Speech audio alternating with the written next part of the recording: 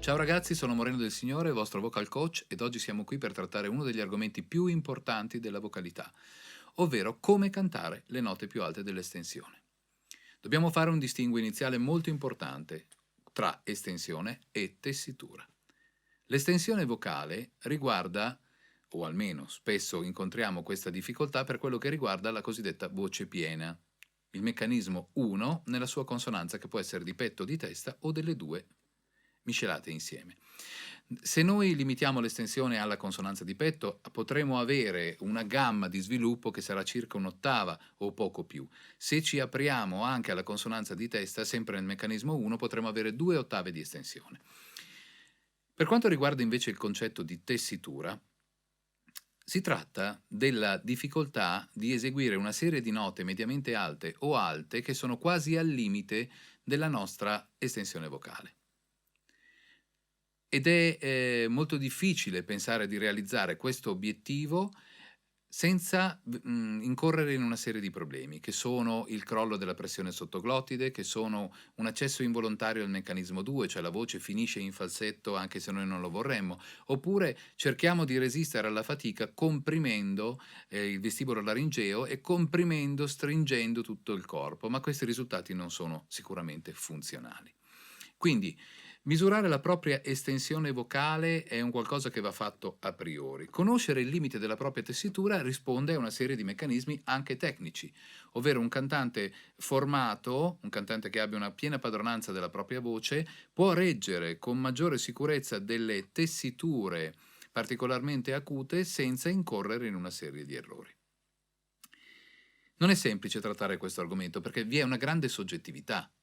È chiaro che se noi pensiamo di portare in alto tutta la dimensione della nostra voce, così come la conosciamo al basso, e oggi per esempio utilizzerò come zona trattata quella del tenorile, del tenore drammatico, per cui il concetto è La 1, La 3, per intenderci.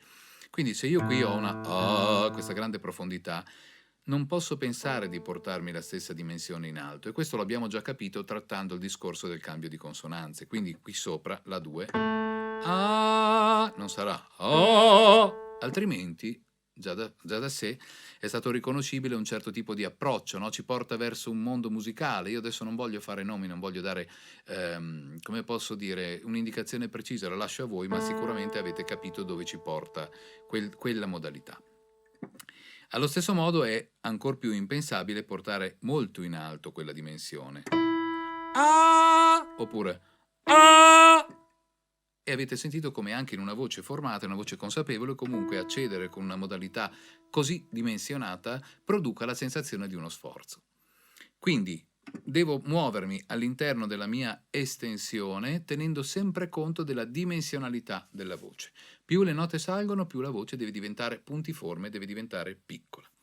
Ripeto, abbiamo già sviluppato questo lavoro in una delle lezioni precedenti trattando il passaggio di consonanza dalla voce di petto alla voce di testa del meccanismo 1.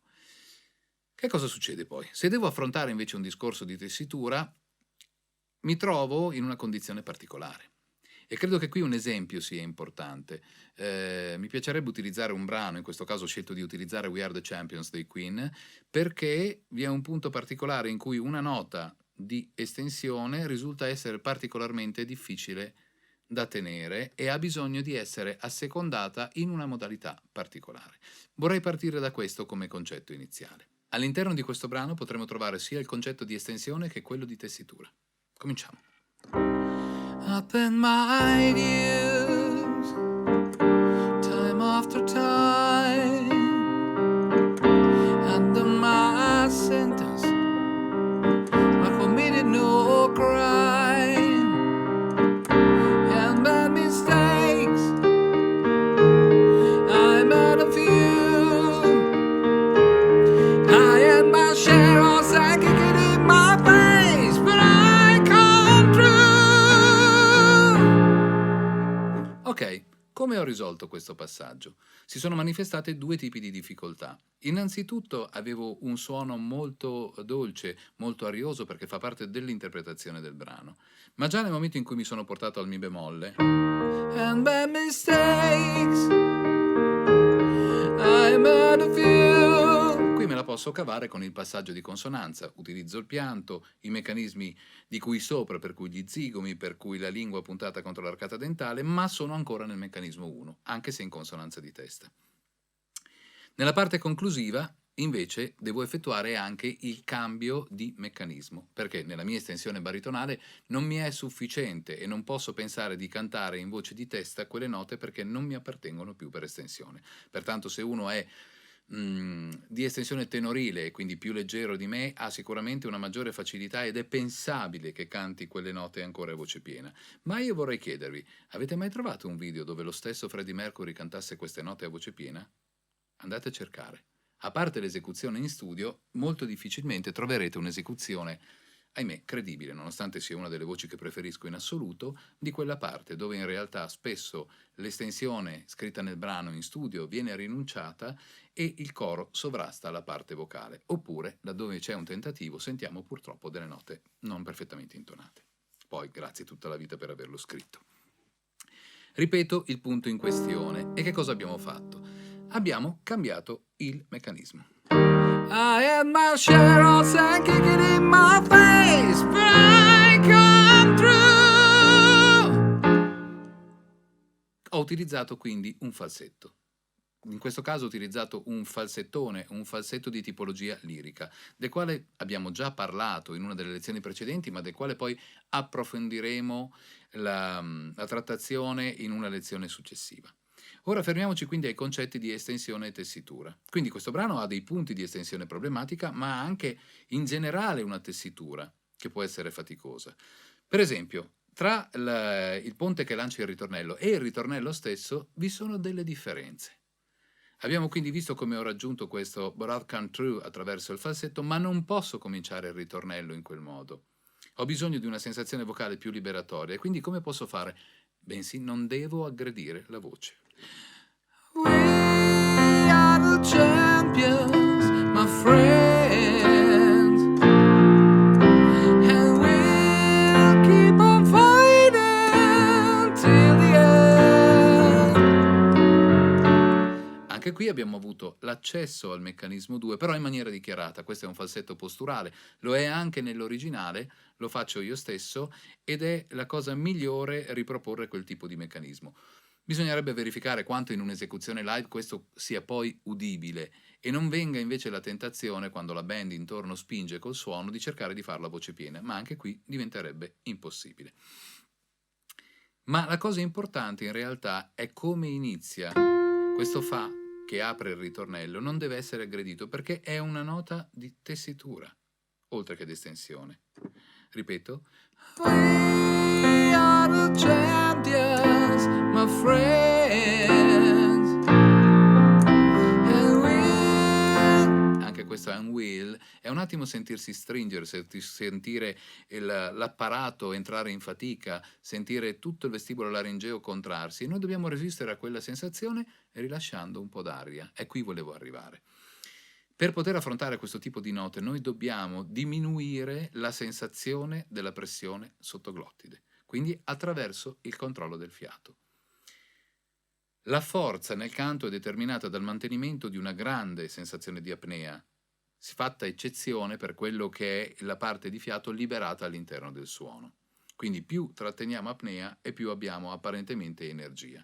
Più rilasciamo il fiato e più abbiamo sì un flusso che investe il microfono, però è anche un flusso poco controllabile. Invece rilasciare il fiato in una zona di estensione abbastanza alta come questa, mantenendo un controllo, è qualcosa di veramente delicato. Ripeto ora il ritornello e vado alla sua conclusione perché avviene qualcosa di importante. We are the champions, my friends, and we'll keep on fighting till the end. We are the champions, we are the champions, no time for losers, 'cause we are the champions. Quello che mi interessa realizzare adesso è quanto sta per accadere. Il modo in cui noi affronteremo questa nota determina la riuscita, perché non può essere protratta per un tempo troppo lungo una nota che venga affrontata con un'eccessiva pressione sottoglottide. Quindi, on the world!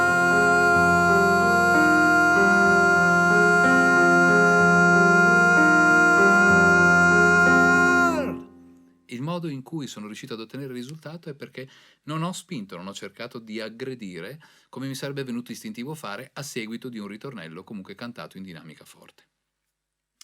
Riassumendo e proponendovi tra l'altro questo brano come sperimentazione, perché è qualcosa, è vero, di molto difficile, ma non si ottiene il risultato abbassandone la tonalità, perché bisognerebbe abbassarlo veramente tanto, diventerebbe poco proponibile.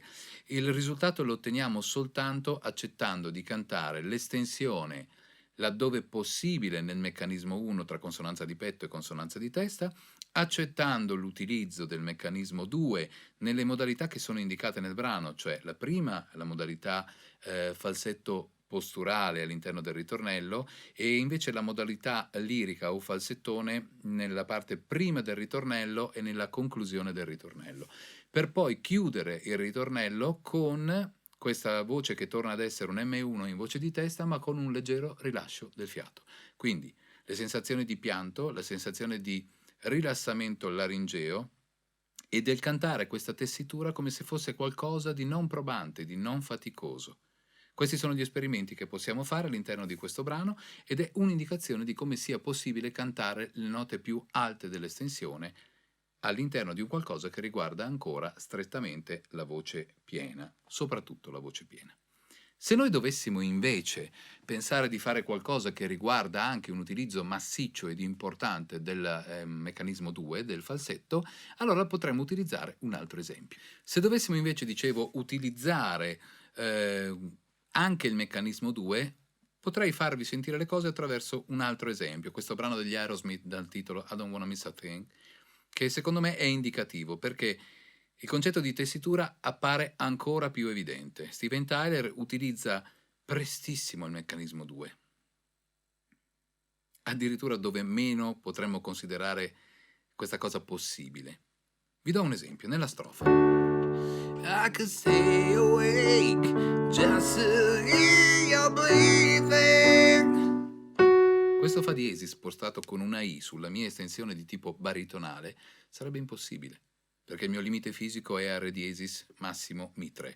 Quindi questo fa diesis 3, attraverso l'utilizzo del vocal fry e la contrazione della muscolatura cricoidea, della cartilagine cricoidea, ci permette di rendere credibili dei suoni che realmente sono quelli di un falsetto. Procedo. I could stay awake just to hear your breathing. Watch your smile while you are sleeping, while you're far away and dreaming. I could spend my life in this sweet surrender. Il fatto che io possa glissare la nota verso l'alto mi dice chiaramente che io non sono in M1 e non sto spingendo, perché tocco il fa diesis ma poi posso glissare anche più su.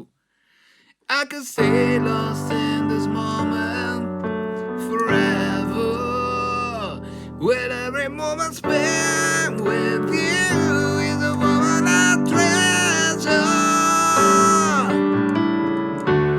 Don't wanna close my eyes, don't wanna fall asleep, cause I miss you, baby, and I don't wanna miss a thing. Anche qui all'interno del ritornello Don't Wanna Fall Asleep sono andato nel meccanismo 2, ho utilizzato il falsetto coperto da questa contrazione cricoidea e dall'utilizzo del vocal fry. Quindi abbiamo visto nella puntata di oggi come sperimentare due tipologie di vocalità per quanto riguarda le note alte. Successivamente in una delle prossime puntate vi parlerò delle note molto più acute, quindi quando in tessitura ci troviamo ad esempio dei do, dei si o cose di questo genere che per noi maschietti sono piuttosto difficili. Vi aspetto alla prossima puntata e vi invito alla sperimentazione. Ci vediamo qui presto. Ciao!